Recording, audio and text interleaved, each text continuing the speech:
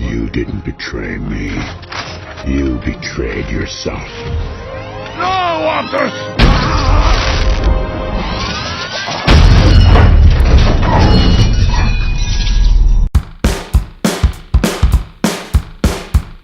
Optimus Prime is a f***ing asshole in the Michael Bay movies. He's a crazed psychopath who shoots the defenseless, allows his troops to disembowel the enemy, mutilates his enemies before slaughtering them, and he says inspiring things like, "I'll kill you!"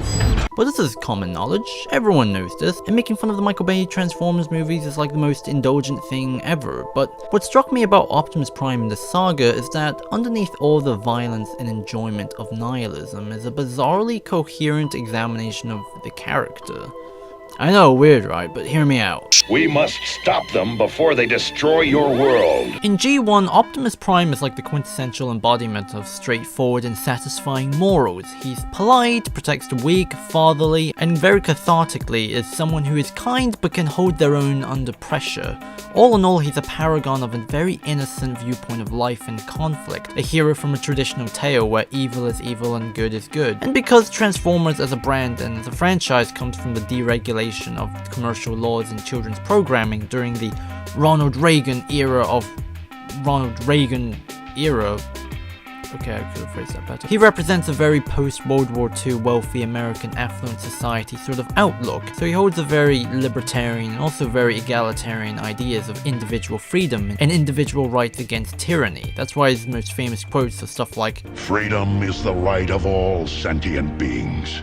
What is interesting about Michael Bay's version of the character, who is this crazed lunatic, it ends up creating a spotlight on the packaging of those values. Now unfortunately it's not as subtle or overtly sophisticated as the comics. Like the IDW comics are great because they make it so then the Decepticons embody a very Marxist revolutionary outlook on life. Oh my god, it's so fucking good. But Michael Bay is Michael Bay, and he always approaches his material with a very nihilistic mocking detachment. Where Sam is a thundering dumbass who gets his trousers ripped off while he's on the run, Cade has lines like, "Sir, do you want to see the property?" Sure. I'd be more than happy to give you a tour. I'll show you 3 other buyers I got buried up back then. I'll crack your head open like an egg.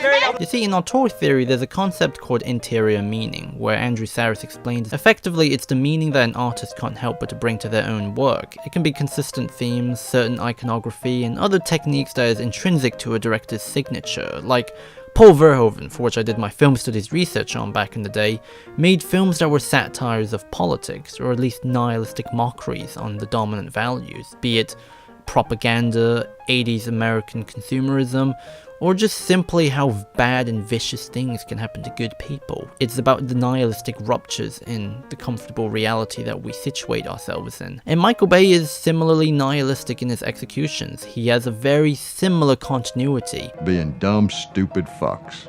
It took the jury only 14 minutes to sentence them both to death. Politically speaking, people like to say he's a jingoist in the way he fetishizes the US military, but if you observe it closely, he fetishizes the US military as much as he fetishizes cars, driving down the motorway, or a woman.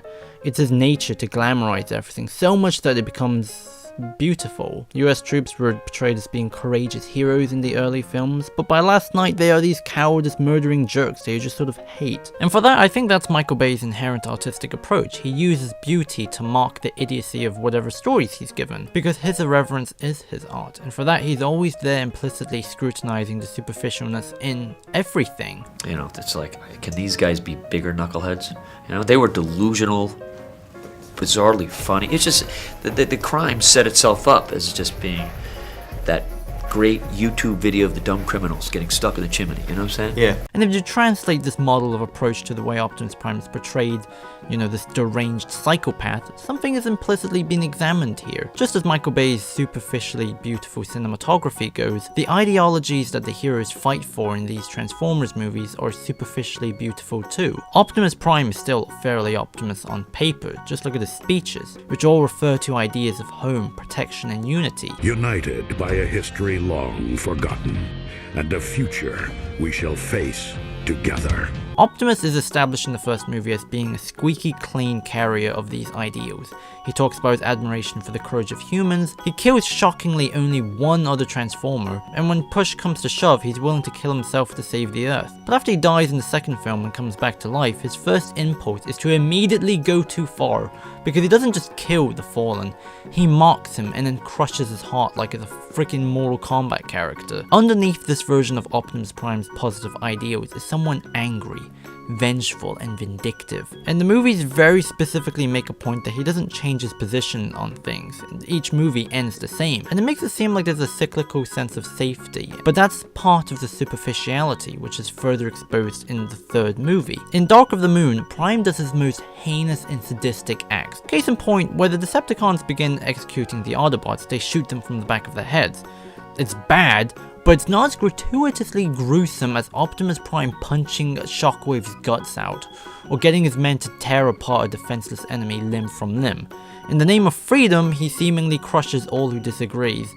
And again, he ends the movie with the same old speech about protecting the people of Earth, only for the next movie for him to become even more vengeful against the humans, to the point the whole harm no humans rule is obliterated, like Kelsey Grammer's face. And well, Last Night is a mess, so he doesn't really do anything apart from not kill Bumblebee and then kick Megatron out of the spaceship. And then he leaves Earth because he's had enough. If we were to make meaning, I suppose this poses a dark dichotomy that exists between belief and actions. This is an Optimus Prime who believes in heroic ideals, but it still doesn't make him heroic in any way, and I suppose that can also extend further into a scrutiny that all ideology that are rooted in conflict have problems. How do you justify fighting for your cause? Well, you dismiss the humanity of the other side to feel right, and that lack of humility is fundamentally destructive. Now, obviously Michael Bay didn't do this on purpose. He turned Optimus Prime into a psychopath because it's cool and indulgent, but that unchanged natural impulse I think says a lot about how the past situates itself nowadays. Everything that had weight from the past then has become so superficial now. The emotional attachment to Optimus in these movies run on nostalgia, and nostalgia and association of the past has become raw material for excuses. Just like politics in the modern age, you see this so often nowadays. People wanting to promote racial equality while using language that only reinforces ethnocentric divides. There's a superficiality that exists in everything nowadays in modern society. Everything looks the same but no longer resembles what it refers, and Michael Bay's natural irreverence towards seemingly any ideals, positive or negative, has exposed this into the surface, I think. It shows us that reality is nihilistic because all beauty articulates ugliness in the end. Prime is an avatar of positive ideals, and now our relationships with positive ideals has been shattered with time. I feel like I could have had a better conclusion, but whatever.